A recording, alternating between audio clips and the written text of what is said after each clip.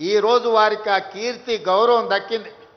వందల సంవత్సరాలైనా ఈనాడు మనమందరం స్మరించుకుంటున్నాము, వారిని స్ఫూర్తిగా తీసుకుంటున్నాము అని అంటే వారి చేసిన పోరాటం అద్భుతము.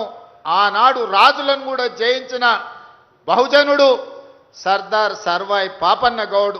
అందుకే ఆ వీరుడి విగ్రహాన్ని ఇక్కడ పెట్టడమే సముచితమని భావించి తెలంగాణ రాష్ట్ర ముఖ్యమంత్రిగా నిర్ణయం తీసుకొని ఈ ప్రాంతంలో మనం ప్రతిష్ఠించుకోవడం జరిగింది. మిత్రులారా, ఈ దారిలో వచ్చే వాళ్ళకు పోయే వాళ్ళకు వాళ్ళ స్ఫూర్తి, వారి పోరాటం ఖచ్చితంగా భవిష్యత్ తరాలకు అందిస్తుంది.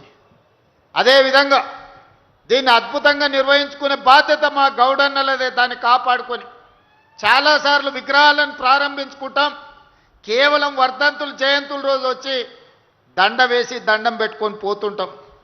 ఈ విగ్రహం అట్లా కాదు, నిత్యం స్ఫూర్తిని నింపే విధంగా దాన్ని జాగ్రత్తగా ప్రజలకు అందుబాటులో వచ్చే వాళ్ళకు పోయే వాళ్లకు ఒక స్ఫూర్తినిచ్చే విధంగా అక్కడ కావాల్సిన లైటింగ్, ఇతర ఏర్పాట్లను అన్నిటిని కూడా చేయాల్సిందిగా హైదరాబాద్ ఇన్ఛార్జ్ మంత్రి పొన్నం ప్రభాకర్ గౌడ్ గారికి నేను ఆదేశాలు ఇస్తున్నా.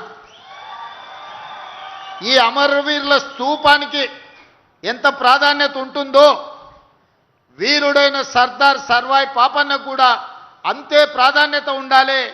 ఈ పక్కలో ఉన్న మా అభిమాన నాయకుడు రాజీవ్ గాంధీ గారి విగ్రహానికి ఏ ప్రాధాన్యత ఉంటుందో ఆ విగ్రహానికి కూడా ఆ ప్రాధాన్యత ఉండాలి.